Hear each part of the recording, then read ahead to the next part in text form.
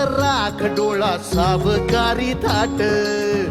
जय शिवराय. मी श्रवण मनोज तांबे स्वागत करतो आपले यूट्यूब चॅनल फिरस्ता श्रवणवर. तर आज आपण आलेलो आहोत पालीच्या बल्लाळेश्वराच्या जवळ असलेला किल्ला म्हणजेच सरसगड उर्फ पगडीचा किल्ला. सकाळी 6 वाजता आम्ही वाघोलीपासून निघलो होतो आणि आत्ता 10 वाजलेले आहेत. आणि सरसगडाला येण्यासाठी 2 मार्ग आहे. एक तर पुणे मुंबई हायवे एक्सप्रेसवेचा मार्ग आणि दुसरा म्हणजे तामिनी घाटातला मार्ग. तर आपण एक्सप्रेसवेच्या हायवेने आलेलो आहोत. येताना आम्हाला एक्सप्रेसवे फूड प्लाझावर सुभेदार पावनखिंड आणि शिवराज अष्टकातील चित्रपटामधले ॲक्टर बिपिन सुर्वे भेटले होते. त्यांच्यासोबत आम्ही फोटो सुद्धा काढला, तो मी स्क्रीनवर शेअर करतो. जिथून आपण गडावर जातो त्या वाटेच्या राईट साईडला एक अशी सुंदर विहीर आहे.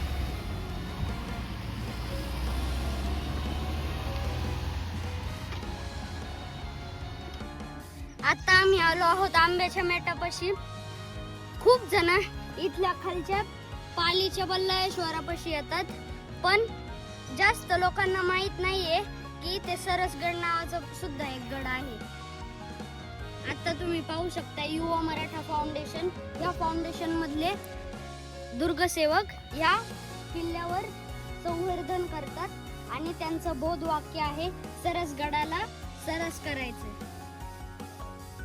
पायथ्यापासून गडावर जाण्यासाठी 2 वाटा आहेत, पण त्याच्यातली जी 2 नाळेमधून जाणारी वाट आहे ती वाट प्रचलित असल्यामुळे आपण त्या वाटेने आज जाणार आहोत. ज्या ठिकाणी मी आता उभा आहे इथे आधी पुरातन वाडा होता, पण आता इथे काहीच राहिलेलं नाहीये. गडावर पाण्याचे खूप टाके आहेत, त्याच्यातले हे पाण्याचे टाके समोर जो दिसत आहे तोच आहे पालीचा बल्लाळेश्वर.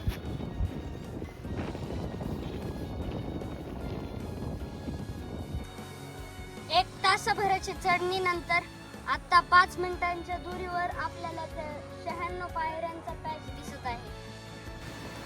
या ठिकाणी कातळात खूप छान अशा पायऱ्या कोरलेल्या आहेत आणि इथून पायऱ्यांचा टप्पा सुरू झालेला आहे.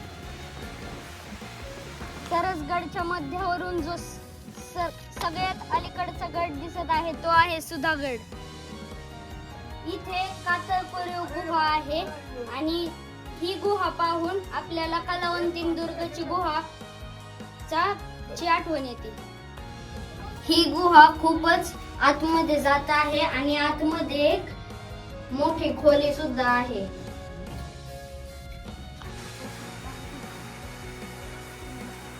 गडांच्या ह्या दोन्ही अजस्त्र भिंती आणि ह्या मधील हा पायऱ्यांचा थरारक मार्ग.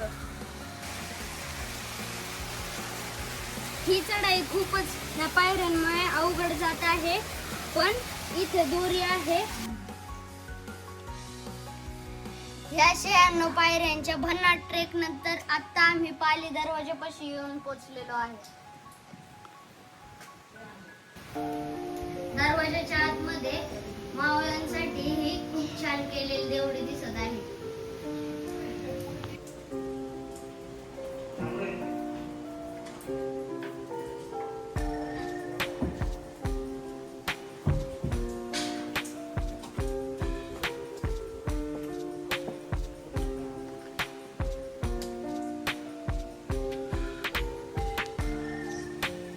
दरवाजातून वरती आल्यावर ही आपण माचीवर येतो आणि माचीवरून हा एकदम सुंदर खूप छान असा व्ह्यू भेटत आहे.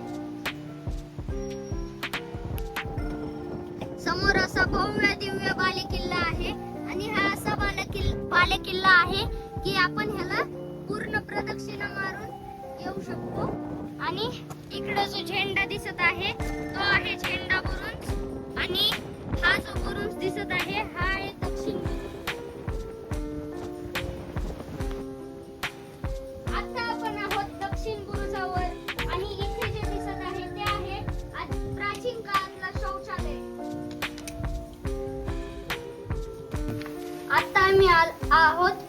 बाले किल्ल्याच्या या भल्या मोठ्या कातळाच्या खाली आणि तिथे जे दिसत आहे तिथे आहे पाण्याचं टाकं आणि इथे बाले किल्ल्यापाशी खूप सारे पाण्याचे असेच टाके आहेत. बाले किल्ल्याच्या खाली इथे एक पाण्याचं टाके आहे. हे पाण्याचे टाकेमध्ये पाणी जे आहे ते एकदम बिसलेरी सारखं आहे. ते आपण युवा मराठा फाउंडेशननी इथे पूर्ण गडावर महत्वाच्या पॉइंट्सवर अशा पाट्या लावलेल्या आहेत ज्याने की आपण गड लवकर समजवू शकतो. आणि इथे जे आहे ती एका अशा वीराची समाधी आहे ज्याच्याबद्दल काही इन्फॉर्मेशन नाही. आता आपण सरसगडाच्या माचीवर आहोत. समोर जे दोन भिंत दिसत आहे ते आहे तैलबैला. त्याच्या बाजूला जो डोंगर दिसत आहे तो आहे साल्टर. जी व्हॅली दिसत आहे ती आहे एकोले व्हॅली आणि त्याच्यावरती जो वरती चौकोन आलेला आहे तो आहे घनगड आणि जे पुढे पठार टाइप दिसत आहे ते आहे सुधागड. समोर जो खाली दिसत आहे तो आहे ह्या सरसगडाचा गुप्त दरवाजा. आणि इथे बघू शकता युवा मराठा फाउंडेशनने हे कामाआधी एक दगड होता आणि कामानंतर ह्या गुप्त दरवाजाला मुक्त केलेले आहे. इथे आहे कातळ कोरीव खोल्या, सतीशिळा आणि कातळ कोरीव शिल्प.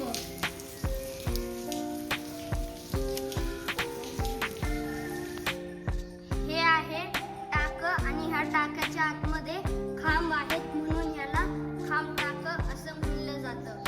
आणि इकडे आहे गणेश शिल्प. दुर्गेचा पुत्र या दुर्गावर राही, पश्चिमेचा राजा पूर्वेला पाही. जणू काही असं वाटतं की हे गाणं ह्याच्यासाठीच आहे.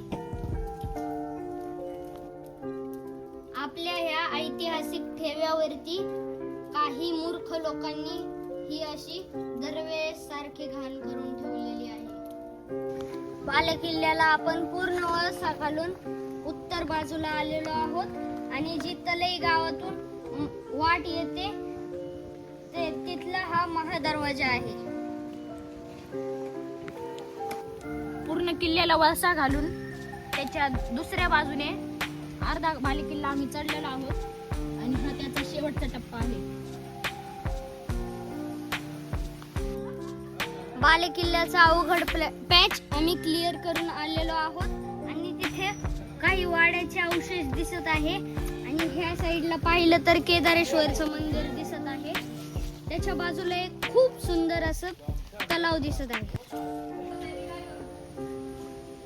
गडामाथ्यावरचं हे केदारेश्वर मंदिर. इथे काही शिल्प आणि स्मृतिशिळा दिसत आहेत. एक्झॅक्ट आता 3 वाजलेले आहेत. आम्ही 11 वाजता गड सर करायचं चालू केला होता आणि आता आम्ही खाली चाललोय. हा अतिशय असा बालेकिल्ल्यावरून उतरण्याचा पाली दरवाजाकडे जाताना अतिशय अवघड पॅच आहे आणि हा रस्ता जातो पाली दरवाजाकडे. 96 पायऱ्यांचा टप्पा आम्ही क्लिअर करून आलो आणि आता हाच एक हार्ड पॅच राहिलेला आहे जो की दादा उतरत आहे.